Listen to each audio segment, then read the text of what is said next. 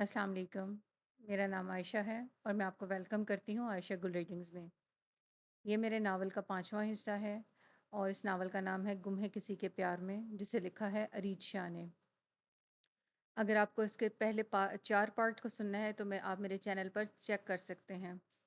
और अगर आप मेरे चैनल पर न्यू हैं तो आपसे रिक्वेस्ट है, प्लीज़ मेरे चैनल को लाइक करें और सब्सक्राइब करें और कमेंट सेक्शन में अपनी राय ज़रूर दें। अगर आप कोई नावल सुनना चाहते हैं तो उसके बारे में भी बताएं। चलिए शुरू करते हैं। गुम है किसी के प्यार में, पार्ट 5। इस पार्ट में हम देखेंगे कि अब नुमेश की आहिस्ता आहिस्ता अशर के साथ मोहब्बत डेवलप हो रही है और वो सारा कुछ कैसे बन रहा है वो इसमें डिस्कशन की गई है। उसका अंदाज ऐसा था कि अशर बेसाख्ता मुस्कुरा दिया। अरे यार, वो मेरी सेक्रेटरी है, मेरे साथ काम करती है, तो इसलिए उसका मेरे साथ जाना ज़रूरी है। लेकिन अगर तुम ज्यादा बोर हो रही हो तो मेरे साथ आ सकती हो, अशर ने ऑफर की थी। हाँ, मैं आपके साथ चलूंगी, लेकिन ये मत सोचिएगा कि मैं उस शमाइला से जेलस हो रही हूँ। उससे जलती है मेरी जूती। उसकी जुबान गलत जगह फिसली थी। अशर बेख्तियार उसे देखता चला गया। मतलब बात जल्दी जेलसी तक आ पहुंची थी। अगला सफर अब मुश्किल नहीं था। मैंने कब कहा था कि तुम उससे जेलस हो रही हो, या ऐसा कुछ भला कि तुम क्यों जेलस होने लगी? तुम कौन सा मुझसे प्यार करती हो या मुझे अपना शोहर मानती हो? मैं तो सिर्फ बाय द वे एक बात कह रहा था। अशर ने मुस्कुराती निगाहें उसके चेहरे पर जमाए हुए कहा। हाँ, तो मैंने भी आपकी गलत फहमी दूर करने के लिए ही बोल दिया। गलत फहमी तो किसी को भी किसी वक्त हो सकती है। हो सकता आपको भी हो जाए। नमेश झींप कर बोली। हाँ, गलत फहमी वाली बात तो तुमने बिल्कुल ठीक की। गलत फहमी तो किसी को कभी भी किसी वक्त भी हो सकती है। अब देखो ना, बैठे बैठे मुझे ये गलत फहमी हो गई कि मेरा शुमाइला के साथ जाना तुम्हें बुरा लगा। नहीं नहीं, आपको इस तरह की कोई गलत फहमी पालने की जरूरत नहीं है। मुझे कुछ भी बुरा नहीं लगा। आप चाहे उसके साथ सैर करें या उसे बाहर घुमाने लेकर जाएं, उसके साथ डेट मारें, या वो सारा दिन आपके साथ चिपकी रहे। I don't care. बस मैं तो इसलिए कह रही थी कि वो वर्कर है और वर्कर का काम होता है काम करना, ना कि हर वक्त अपने बॉस के साथ चिपके रहना। हमें अपने वर्कर्स को एक लिमिट में रखना चाहिए। वो इसके सामने बात मुकम्मल करते हुए अपने दिल की सारी भड़ास निकाल चुकी थी।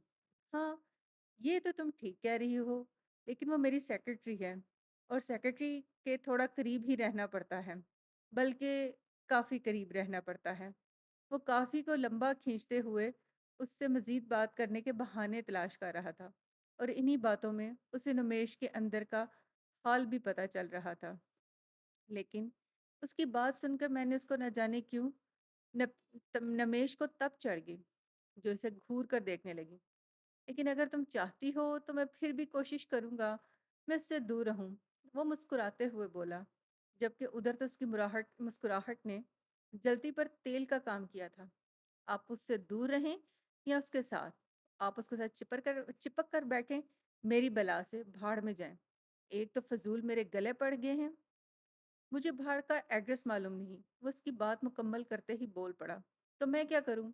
वहां से घूरते हुए कहने लगी, प्लीज मुझे वहां छोड़ आओ, बल्कि आओ दोनों साथ चलते हैं, इस बहाने लॉन्ग ड्राइव भी हो जाएगी। वो दरअसल उसकी तरफ झुककर बड़े दिलकश अंदाज में बोला, मुझे आपके साथ जन्नत में नहीं जाना तो भाड़ में क्या जाऊंगी? अपनी शुमाइला को लेके जाए। वो इंतहाई गुस्से से कहती, पैर पटकती, मुंह बनाती अपने कमरे की तरफ चलेगी, जबकि अशर का बेख्तियार कहका उसे दूर तक सुनाई देता रहा। मैंने तुमसे कहा था ना कि मुझे पार्टी पर जाना है। अभी तक तुमने मेरी ड्रेस तैयार नहीं की। कहाँ है मेरा सूट? वो गुस्से से उनके सर पे सवार थे। सोफिया बेगम ने एक नज़र उनकी तरफ देखा और फिर बताने लगी, आपका सूट तो मैंने सुबह ही आपके कमरे में रखवा दिया था। शायद आपने देखा नहीं, अलमारी में है। तो क्या बता नहीं सकती थी? कब से चिल्ला रहा हूँ, गंवार औरत, पहले जवाब नहीं दे सकती थी? जब तक आकर ना पूछो तब तक जुबान नहीं हिलती तुम्हारी। वो इंतहाई गुस्से से बगैर लिहाज किए बोलते जा रहे थे। शाह जी, आप भी किन बातों में लग गए हैं? चलें, कितना वक्त हो गया है, हम पार्टी के लिए लेट हो जाएंगे। जरी नफीस साड़ी में उनके पास उनके हाथ में हाथ डालते हुए उन्हें अपनी तरफ मुतवज्जा करते हुए बोलने लगी, जबकि वो एक नज़र इंतहाई मोहब्बत से जरी के सरापे को देखते हुए सोफिया बेगम को नज़रअंदाज करके चले गए और अंदर तक जला गए। हाँ चलो यहाँ से, बहुत वक्त बर्बाद हो गया है फजूल लोगों से बहस करने में। वो उनकी तरफ देखते हुए जता रहे थे कि वो उनकी ज़िंदगी में हमेशा से सिर्फ एक फालतू औरत है और कुछ नहीं। जरी एक तंजिया निगाह उनकी तरफ देखती, अपनी साड़ी संभालते उनके पीछे पीछे ही कमरे की जानिब जा चुकी थी। लेकिन फिर मजीद 10 मिनट के बाद उनके लबों पर एक मुस्कुराहट आ रही थी। मेरे जूते कहाँ हैं? मेरी टाई कहाँ है? फजूल औरत, गाड़ी की चाबी कहाँ रखी है? वो इंतहाई गुस्से से उसकी इज्जत को दो कौड़ी का करते हुए हर बात में उन्हें ही पुकार रहे थे। वो उनके कमरे की तरफ बढ़ती हुई उनका सामान अपने हाथ में थाम चुकी थी और अब उनका दरवाज़ा खटखटाने लगी। उनके कमरे में उनको दरवाज़ा खटखटाए बगैर आने की इजाज़त नहीं थी। इजाज़त ना मिलने पर वो कमरे में दाखिल हुई, उनका सामान उनकी तरफ बढ़ाने लगी, जबकि जरी बेड पर बैठे अपने पाँव में जूते पहन रही थी। उन्हें देखते ही नजरें फेर गई, खुद साख्ता नफरत, जबकि हक तो इनका लूट चुकी थी, शोहर तो इनका छीना गया था।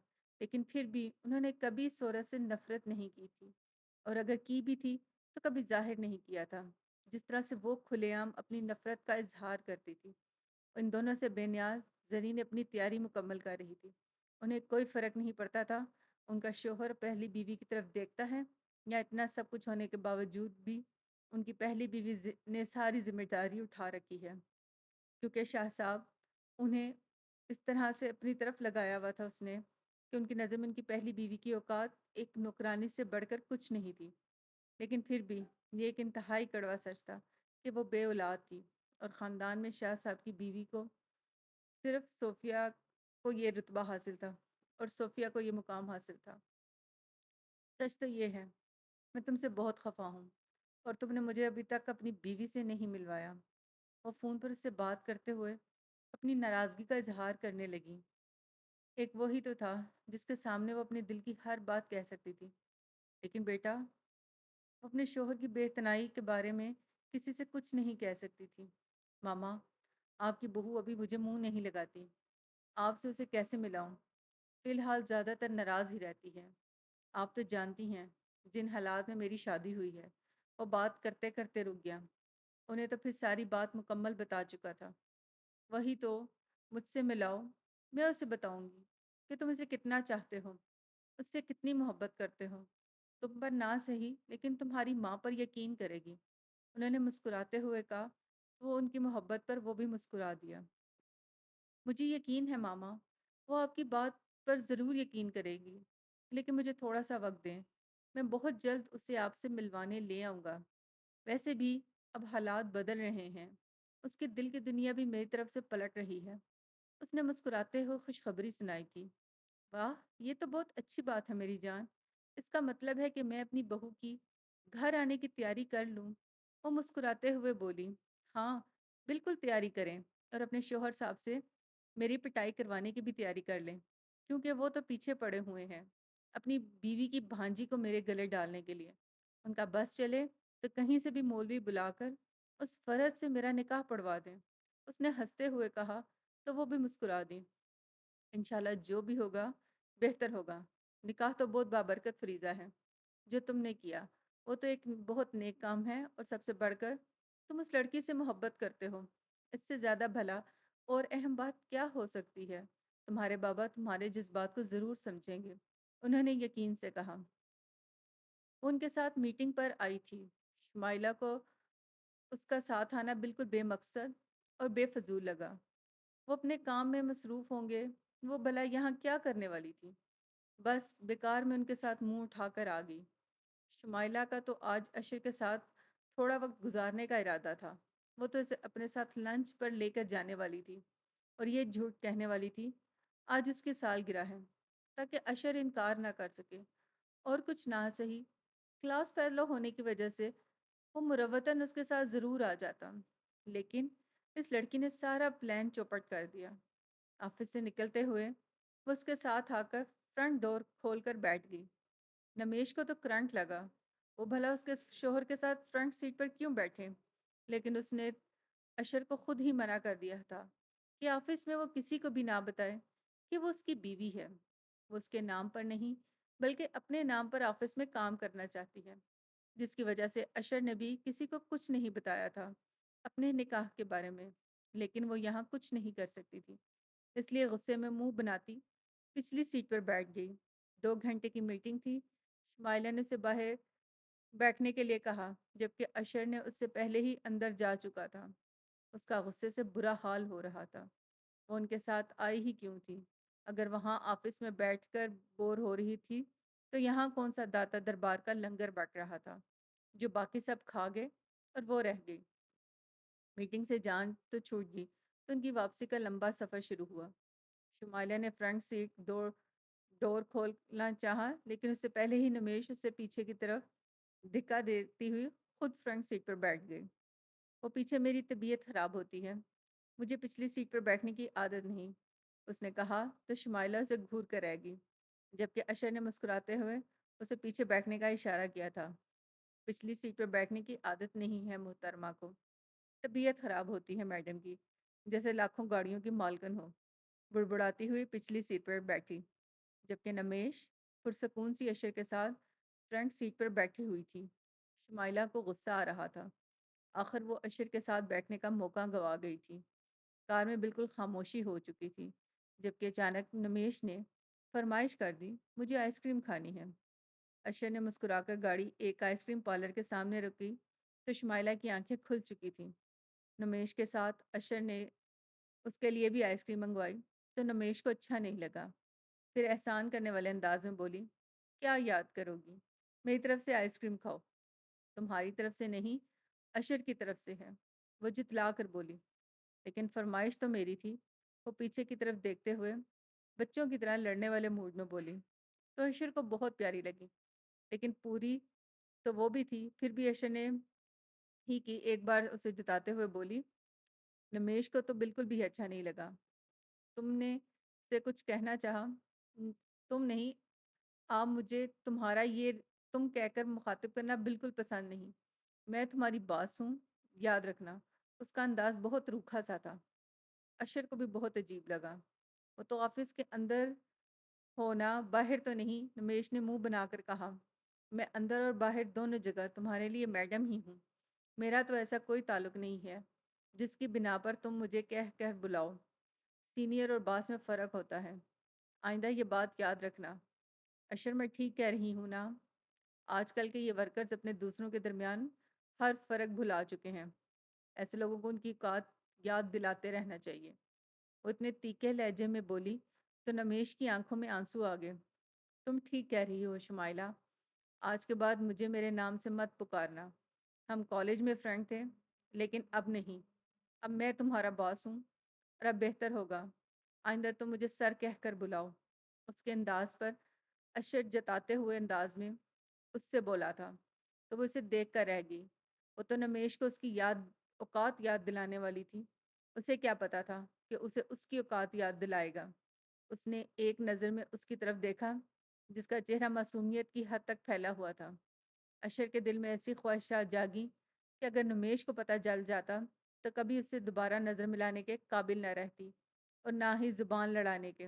ہاں، لیکن شمائلہ کی انسلٹ پر اس کا چہرہ ایک ہی دم چمک اٹھا تھا، رنگ بدل چکے تھے۔ شمائلہ کا چہرہ سرخ ہو چکا تھا، شرم کے مارے اس کی زبان سے ایک لفظ نہ نکلا، جبکہ نمیش، اس کا چہرہ تو کھلتا گلاب بن گیا تھا، بار بار اس کی طرف دیکھ کر مسکرا رہی تھی۔ شاید وہ اس سے بدلہ نہیں لے پائی، لیکن اشر نے اس سے اچھا بدلہ لے لیا تھا، اس کی بے عزتی کا۔ آج پہلی بار اشر اسے حد سے زیادہ اچھا لگا تھا، لیکن وہ اسے بتا نہیں سکتی تھی۔ پتہ نہیں کیسا دماغ تھا اس آدمی کا، کچھ بھی خوش فہمی پال لے۔ وہ لوگ تو سیدھا واپس آفس ہی آئے تھے۔ شمائلہ تو ان دنوں کو مخاطب کیے بغیر اپنے کیبن میں جا چکی تھی، جبکہ وہ اس کے پیچھے پیچھے آئی اور اس کی فرمائش سے پہلے ہی ایک زبردست سی کافی بنا کر اسے پلائی۔ نمیش کا اپنا ہی انداز تھا تھینک یو بولنے کا۔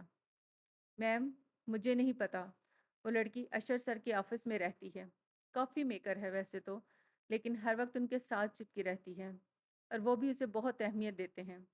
شمائلہ تو جب سے آئی تھی بن جل کے مچھلی بنی ہوئی تھی۔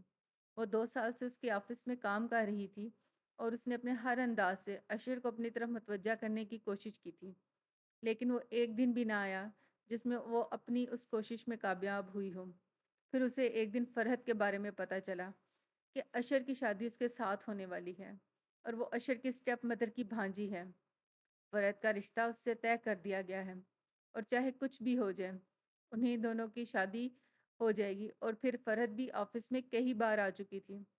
اشر اور فرحت کے بارے میں سب لوگ آفس میں جانتے تھے اور سب اچھے سے جانتے تھے کہ اس کا باس والا انداز شمائلہ کو بھی سے زیادہ کڑوا لگتا تھا۔ اس کا دل چاہتا تھا کہ فرحت کی جان لے لے۔ کتنی بار ان سب کے سامنے کہہ چکی تھی کہ اس کی پرسنل پراپرٹی ہے۔ اسی لیے آج شمائلہ نے اشر کو نمیش کی زیادہ اہمیت دیتے دیکھا تو اس کا دل جلانے کے لیے سب سے پہلے اسی کو ہی فون کیا تھا۔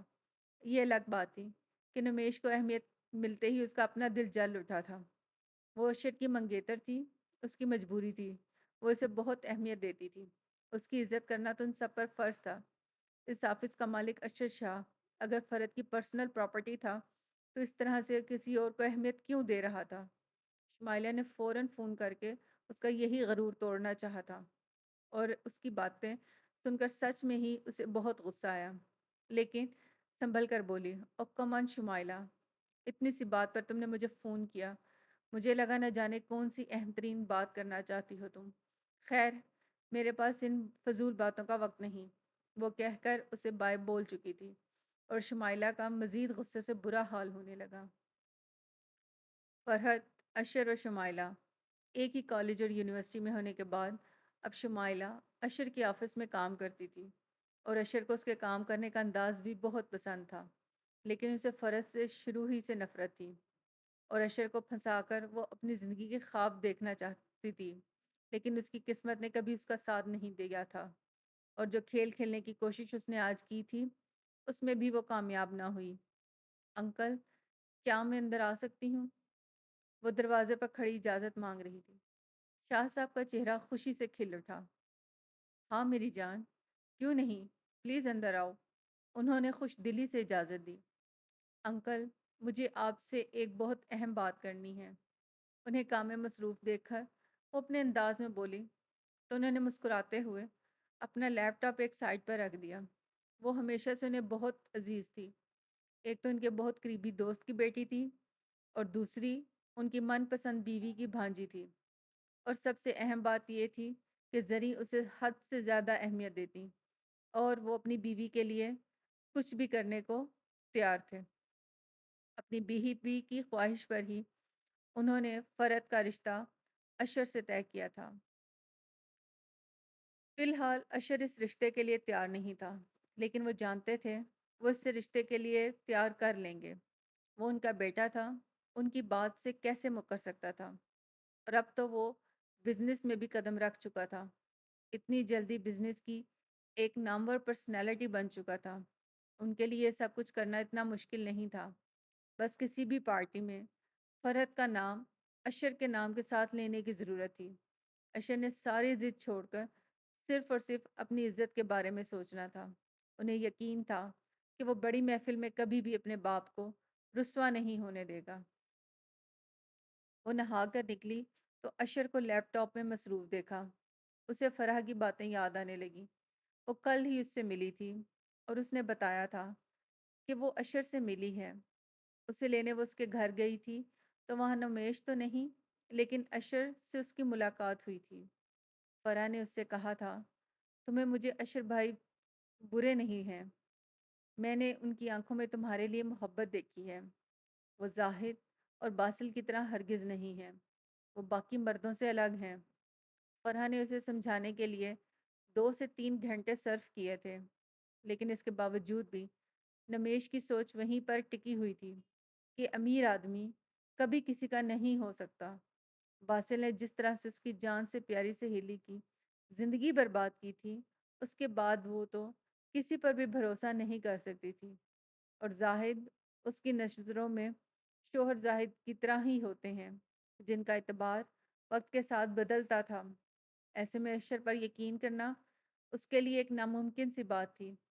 وہ اپنی سوچوں میں ڈوبی ہوئی تھی جب اچانک اسے اپنی کمر پر اشر کے ہاتھوں کا لمس محسوس ہوا، اور پھر ایک نرم سا لمس اپنی گردن پر بھی محسوس ہوا۔ اس کا دل بے ترتیب ہونے لگا۔ وہ اس کے بے حد قریب کھڑا تھا۔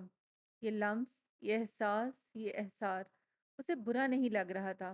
اس کا دماغ کہہ رہا تھا کہ اشر کی یہ قربت صرف وقتی ہے، جبکہ دل یہ گواہی دے رہا تھا وہ سچ میں اسے چاہتا ہے۔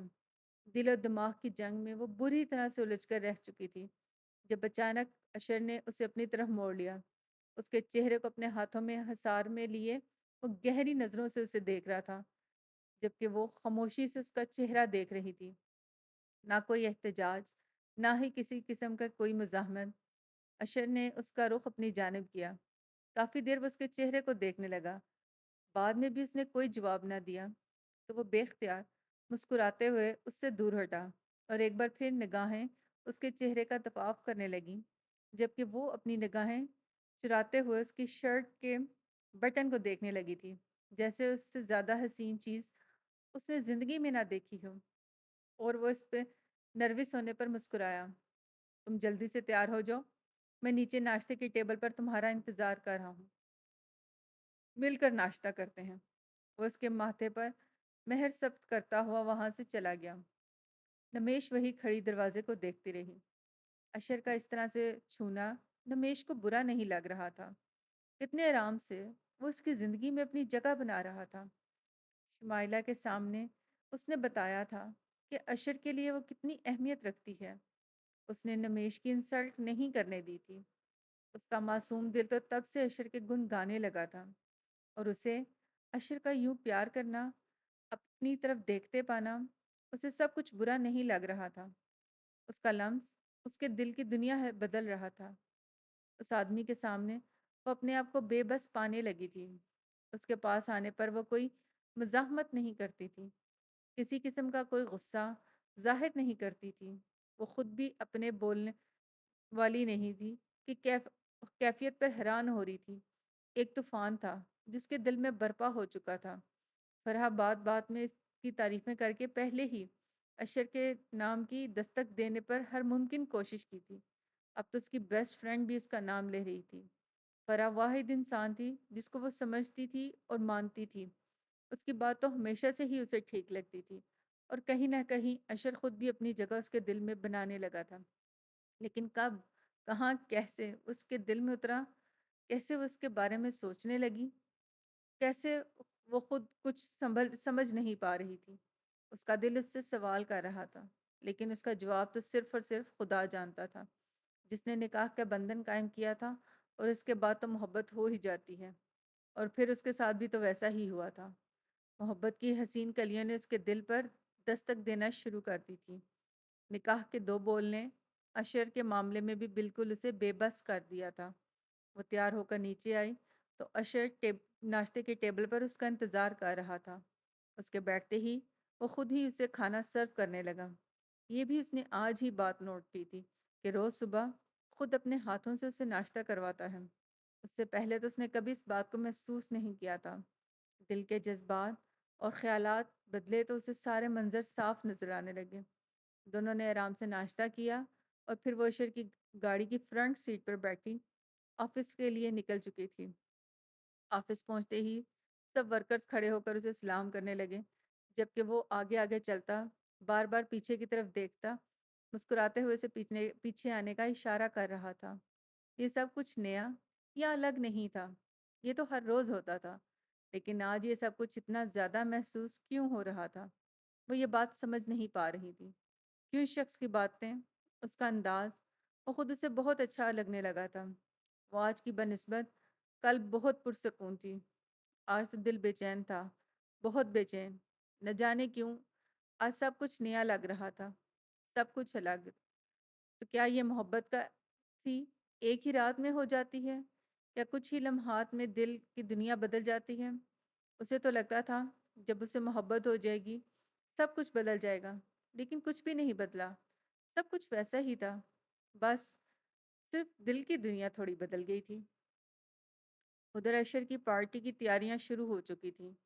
ہر طرف اشر کی سالگرہ کا شور مچا ہوا تھا۔ کچھ ہی دنوں میں سالگرہ تھی، جس میں شہر کے بڑے بڑے بزنس مین کے ساتھ سیاست دان بھی شامل تھے۔ اس پارٹی میں ہر سال بہت عروج پر ہوا کرتی تھی۔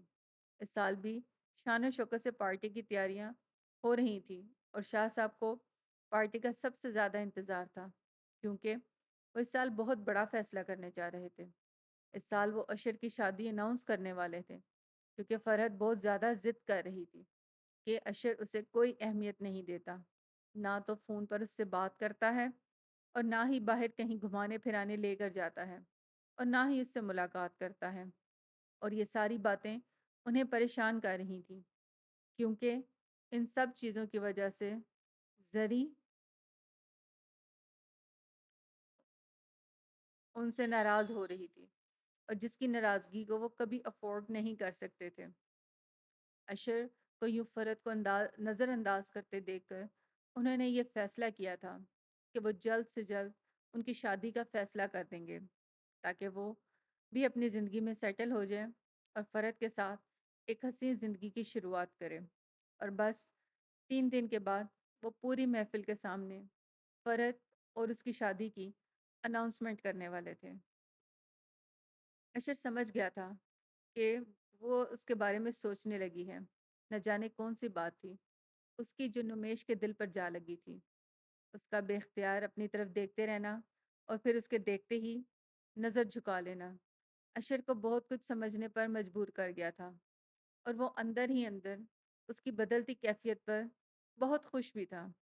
وہ اس کے پاس کھڑا رہتا یا اسے اپنے قریب کر لیتا ہے، وہ کسی قسم کی کوئی مزاحمت نہیں کرتی تھی۔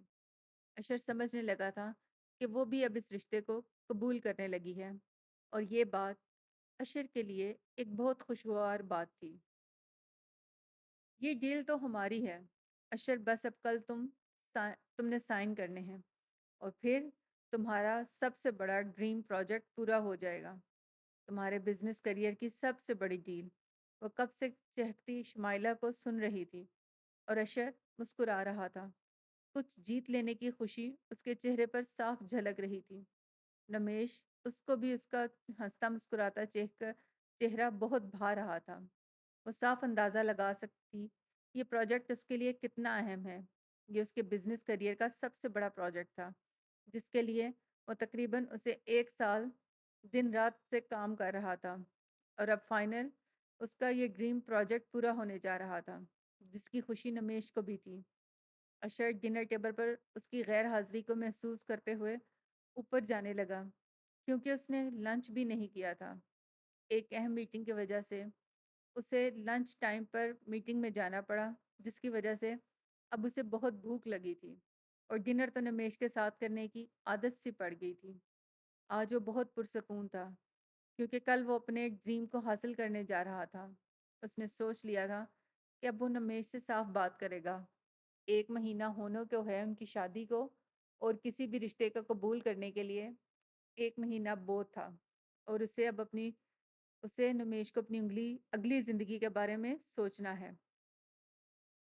یہ تو وہ بھی جان چکا تھا کہ نمیش بھی اسے پسند کرنے لگی ہے، تو پھر وہ یوں کھچا کھچا دور رہنا مناسب نہیں سمجھ رہا تھا، بلکہ بے معنی تھا۔ اس نے کمرے میں قدم میں رکھا تو نمیش کو بیڈ پر لیٹے گہری نیند میں سوتے پایا۔ وہ اس طرح اتنی جلدی سوتی تو ہرگز نہیں تھی۔ وہ پریشانی سے اس کے پاس آیا، اور پھر وہی ہوا جس کا ڈر تھا۔ اس کا چہرہ بخار کی شدت سے سرخ ہو رہا تھا۔ اس کا ٹمپریچر چیک کرتے ہوئے اس نے صدف کو آواز دینا شروع کر دی۔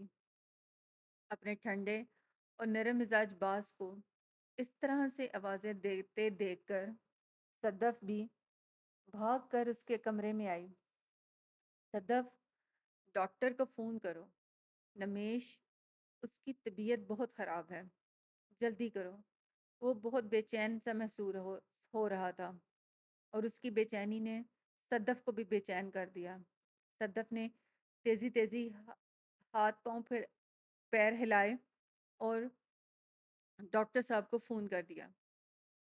کچھ نہیں، آج کل کی لڑکیاں ذرا سی بات کو اپنے دماغ پر حاوی کر لیتی ہیں اور تھوڑی مینٹلی ڈسٹرب ہو جاتی ہیں، اور اسی ڈسٹربنس کی وجہ سے انہیں بخار ہو گیا ہے۔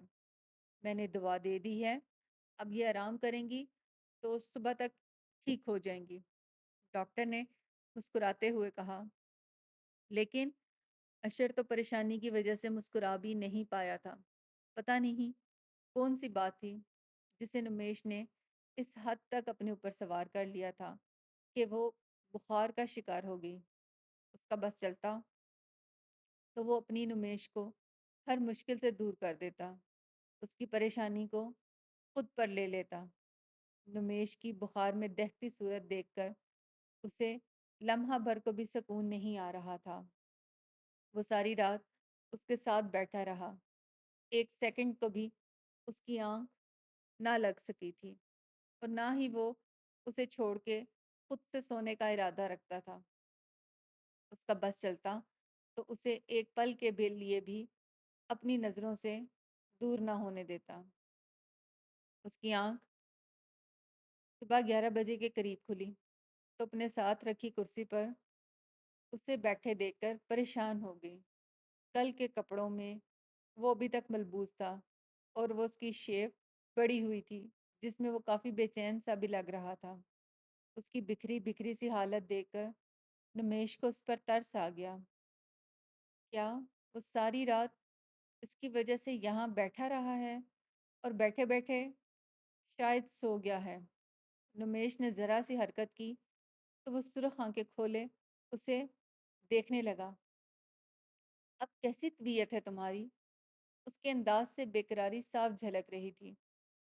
آپ کی میٹنگ تھی 9 بجے، وہ ہوش میں آتے ہوئے بولی۔ بھاڑ میں گئی میٹنگ، تم بتاؤ تمہاری طبیعت کیسی ہے؟